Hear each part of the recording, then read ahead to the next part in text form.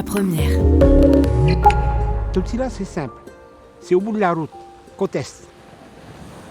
Tu prends jusqu'au bout de l'île de Tahiti. À la fin de la route, de toute façon, tu ne peux pas aller plus loin. Fin de la route, stop, là tu es à Totila. C'est 2700 habitants. Tout le monde pêche. Et tout le monde aime beaucoup le poisson. Voilà. Totila. Voilà Totila.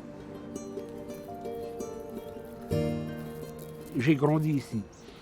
C'est plus qu'un attachement à cette terre. C'est dans la peau, quoi. J'ai fait 16 ans à l'armée. Ça m'a permis un peu de voyager et d'aller voir ailleurs. Mon rôle dans le Rahoui, c'est un peu le gardien chiant, je le connais. J'ai changé de combat, mais bon. J'ai changé de combat, c'est vrai. Mais ce combat-là est aussi important que celui d'avant. Le matin, je fais un petit tour un peu dans le village à vélo pour voir si les bananiers n'ont pas traversé la route. Un petit tour d'inspection, quoi, en gros. Il y a le cerf à droite. Je passe toujours à la marina pour voir s'il y a du poisson, s'il y a des pêcheurs, s'il y a quelque chose de nouveau, pour avoir quelques renseignements hein, durant la pêche de la nuit, s'ils ont eu de la lumière dans le Rahoui la nuit. Hein.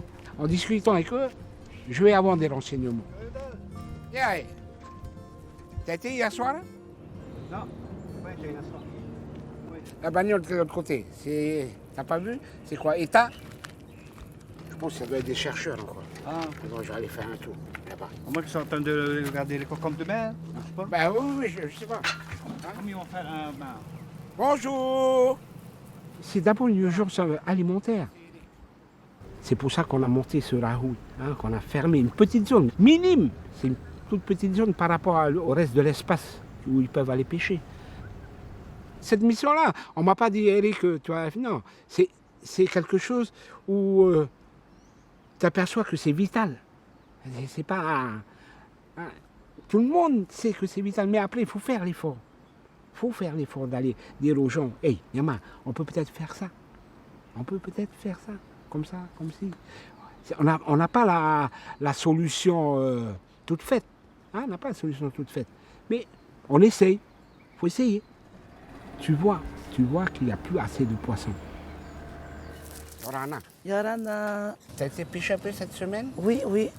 J'ai été pêcher un peu cette semaine. On a eu que des Eyapupui, les Epati, Poro, Maito. Il faut ouvrir le Rahoui.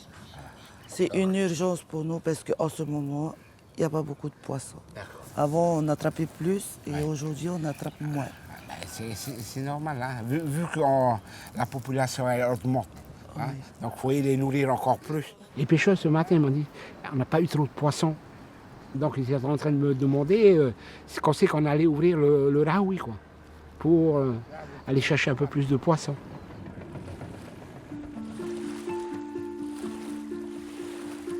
Totira, c'est une longue histoire, Totira.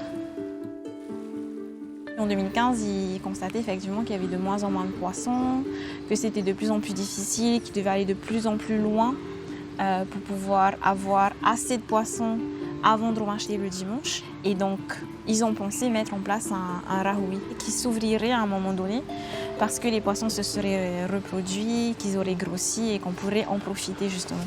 Donc l'objectif vraiment, c'était pour la pêche, quoi.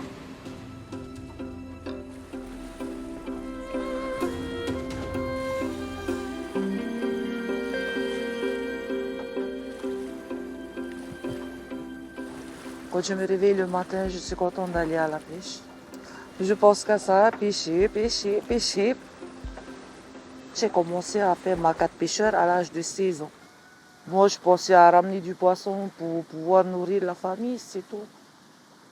Pour qu'on puisse manger et vivre jour après jour. Je peux avoir du homard, mon frère. Les gens ils disaient que non, c'est pas moi qui allais à la pêche, c'est mon papa, c'est mes frères. Ils n'ont jamais cru que moi je faisais vraiment de la pêche. Voyez, il n'y a plus rien.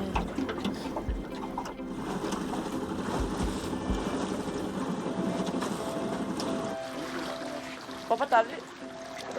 T'as vu les poissons? Ça comme poisson. Mon fils, on n'a pas eu beaucoup, ben voilà. Au moins, on a eu quelque chose.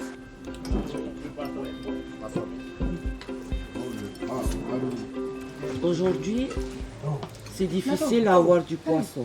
Voilà le modèle. Hein? Te hua no nana tato e ara rai. Hai lo kote, hai tepa, hai tua mutuma mo ore ama, ha? Rai te ia. Traia.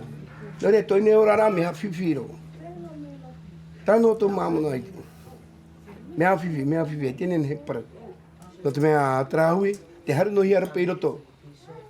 Fa aturo trahu, chama eu har to trahu. Se har orto trahui, ha ore o tia tu. C'est péché.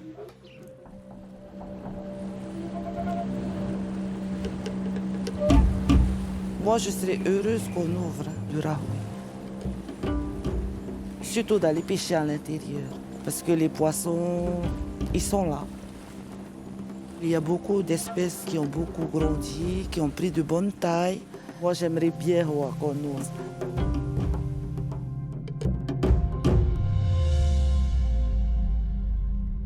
Un espace commun en Polynésie, c'est forcément un espace à la fois de négociation et d'alliance.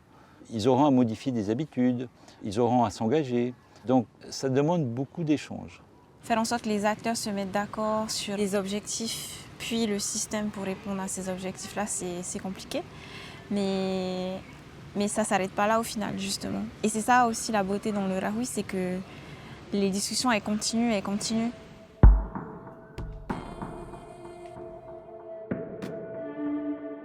Le Hari, notre chef sacré, était le descendant des dieux.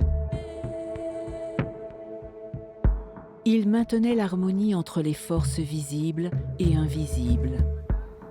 Sa parole, empreinte de la sagesse des ancêtres, dictait les moments où le rahoui devait être décrété. Lorsque les poissons devenaient rares ou que la naissance d'un héritier s'annonçait, le chef proclamait le rahoui.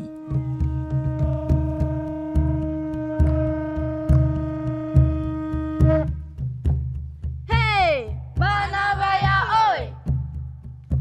Te tamari whanau api.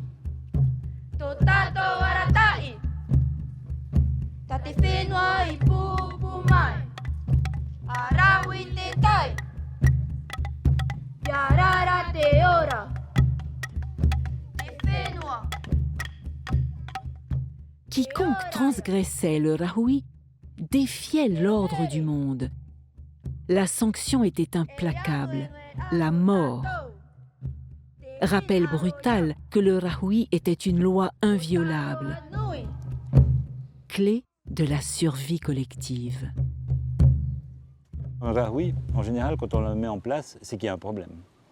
Ça commence toujours comme ça. Ah ben il n'y a plus de poissons, ah ben ils sont trop petits, ah ben il faut faire quelque chose. En fait, les gens ont déjà leur idée de comment il faut résoudre la question. Ils utilisent le rahoui comme une manière collective de résoudre un problème. Et en fait, c'est une vraie leçon d'histoire, finalement, où des populations remobilisent leur savoir ancien en vue d'un projet d'avenir.